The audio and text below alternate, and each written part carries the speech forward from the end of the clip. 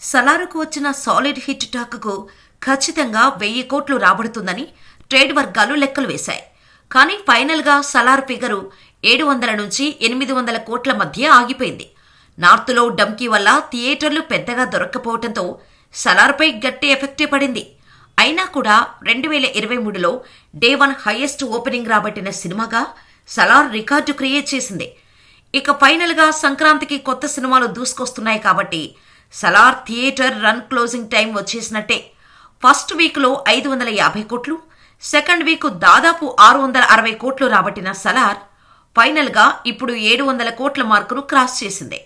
World వైడ్గా సుమారు 350 కోట్ల బ్రేక్ ఈవెన్ టార్గెట్తో రిలీజ్ అయిన సలార్ 700 కోట్లు రాబట్టడంతో అన్ని చోట్ల బ్రేక్ ఈవెన్ టార్గెట్ రీచ్ అయింది.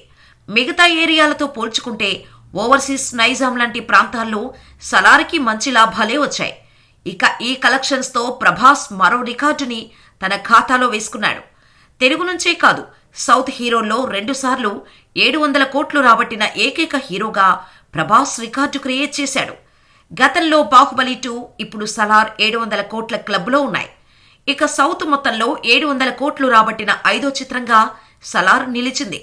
Baahubali 2, RRR, KGF, chapter 2, Robo 2.0 తర్వాత సలార్ 700 కోట్ల క్లబ్లో జాయిన్ అయింది. దీంతో రెబల్ స్టార్ ఫ్యాన్స్ ఫుల్ ఖుషీ అవుతున్నారు. సలార్ పార్ట్ 1 ఇచ్చిన హైప్తో సలార్ 2 ఖచ్చితంగా 1000 కోట్ల బొమ్మ అవుతుందని అంటున్నారు. 2025లో శౌర్యాంగ పర్వం రిలీజ్ కానుంది.